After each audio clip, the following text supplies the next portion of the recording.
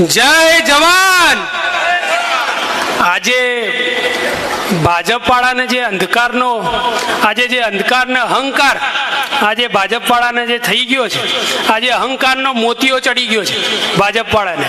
આજે જો ભાજપ વાળા અહીંયા આવે તો ક્યાંક ને ક્યાંક એમનો અહંકારનો એ મોતિયો આજે ઉતરી જાય એવું ક્યાંક ને ક્યાંક આ સભા પરથી લાગી રહ્યું છે। આજે પ્રવીણભાઈ રામે જ્યારે આ પદયાત્રા શરૂ કરી અને સાથે સાથે સમગ્ર ગેડના વિસ્તારના ખેડૂતોએ એમને જે સમર્થન આપ્યું, સપોર્ટ કર્યો, આ પદયાત્રાને ક્યાંક ને ક્યાંક નિષ્ફળ કરવામાં સમગ્ર ભારતીય જનતા પાર્ટી, કોંગ્રેસ પાર્ટીના નેતાઓએ જે થતું હતું એ કર્યું। તેમ છતાં આજે જ્યારે ખેડૂતોએ નક્કી કર્યું કે પ્રવીણભાઈને સાથ આપવો છે, પ્રવીણભાઈને સમર્થન આપવું છે, અને આજેનું પરિણામ છે કે આજે 14 દિવસ સુધી પ્રવીણભાઈએ સતત પદયાત્રા કરી, પગમાં ફોલ્લા પડ્યા, ચાંદા પડ્યા, આજે ચક્કર ખાઈને પ્રવીણભાઈ નીચે પડ્યા। આજે પણ પ્રવીણભાઈ ક્યાંક ને ક્યાંક રૂમમાં આરામ કરી રહ્યા છે। તેમ છતાં પ્રવીણભાઈનું એવું કહેવું છે કે આ 14 દિવસની યાત્રા અહીંયા પૂર્ણ નથી થઈ। જ્યાં સુધી ગેડના ખેડૂતોને જ્યાં સુધી ન્યાય નહીં મળે ત્યાં સુધી હું લડત આપવા માટે તૈયાર છું। આજે જ્યારે જ્યારે ચોમાસું આવે ત્યારે સમગ્ર ગેડના વિસ્તારમાં જળબંબાકાર થઈ જાય।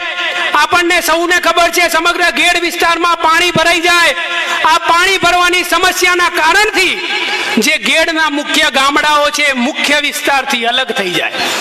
આના લીધે ક્યાંક ને ક્યાંક એમના પરિવારોને તકલીફ પડે, બાળકોને તકલીફ પડે, સ્કૂલ જવામાં તકલીફ પડે, કામ કરવામાં તકલીફ પડે। આ સમસ્યા વર્ષોથી ચાલી આવી રહી છે।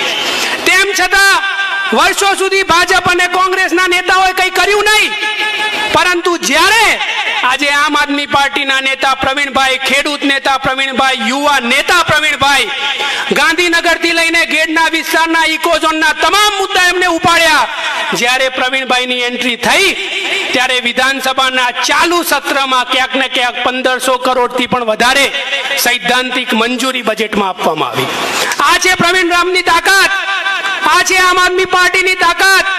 ચોમાસામાં પાણી ભરાઈ જાય, આજે આપણને નુકસાન થાય, પાણી ભરાવાના લીધે જ્યારે શિયાળુ પાક આવે એમાં મોડું થાય, એના લીધે ક્યાંક ને ક્યાંક એમાં પણ નુકસાન થાય।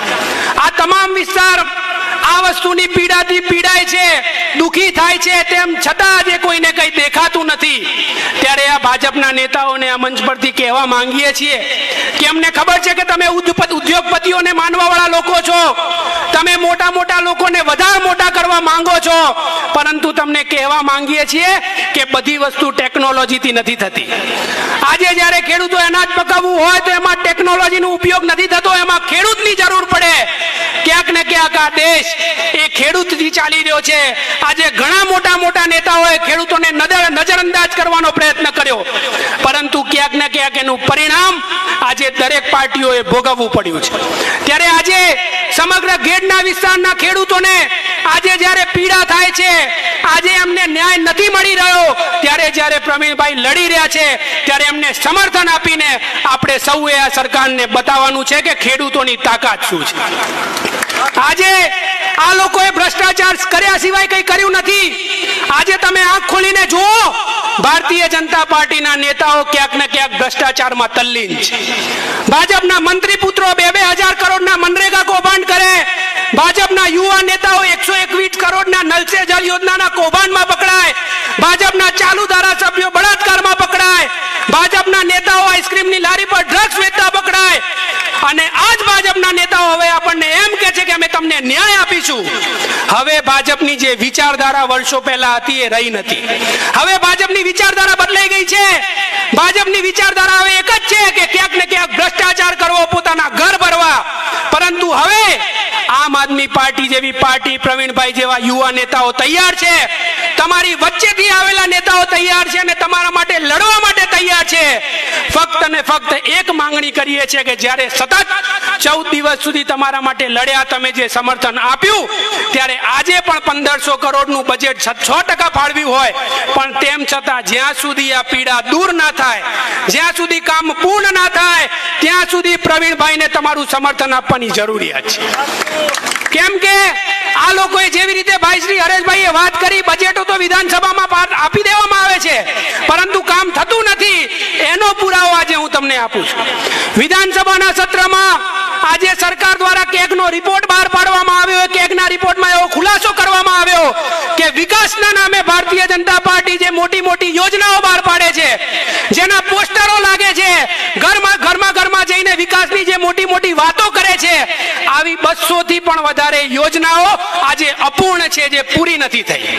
આ હું નથી કહી રહ્યો, આ સરકાર પોતે કહી રહી છે કે યોજનાઓ શરૂ થાય છે પણ પૂરી નથી થતી. આવી 221 થી પણ વધારે યોજનાઓના 18,000 કરોડ થી પણ વધારે રૂપિયા ક્યાંક ને ક્યાંક ફસાયેલા છે. આ સરકારના રાજમાં જે દેવું 1.5 લાખ કરોડ હતું તે વધીને આજે 3 લાખ કરોડ થી પણ વધારે વધી ગયું. આ સરકારે અલગ અલગ વિભાગોને 11,000 રૂપિયા ફાળવ્યા, એ 11,000 કરોડનો હિસાબ નથી મળતો. આ સરકારના રાજમાં 3 વર્ષમાં 25,000 થી પણ વધારે લોકો આત્મહત્યા કરે છે. આ સરકારના રાજમાં ખેડૂતોનું દેવું 1.5 લાખ કરોડ થી પણ વધારે થઈ ગયું. તો આપણે કોની રાહે બેઠા છીએ? કઈ રીતે આ લોકો આપણને ન્યાય આપશે? ન્યાય આપશે નહીં, ન્યાય લેવો પડશે. ત્યારે આ લડાઈમાં એટલી જ વિનંતી કરીશ કે પ્રવીણભાઈ આટલી પીડા સહન કરી છે, તમે લોકોએ આટલું સપોર્ટ કર્યું છે, સમર્થન આપ્યું છે, ત્યારે જ્યાં સુધી ઘેરના ખેડૂતોની સમસ્યાનું નિવારણ ના આવે, એમને ન્યાય ના મળે, ત્યાં સુધી પ્રવીણભાઈ જોડે ખંભે ખંભો મિલાવીને ચાલવાની જવાબદારી તમારી. જય જવાન. ખૂબ ખૂબ આભાર.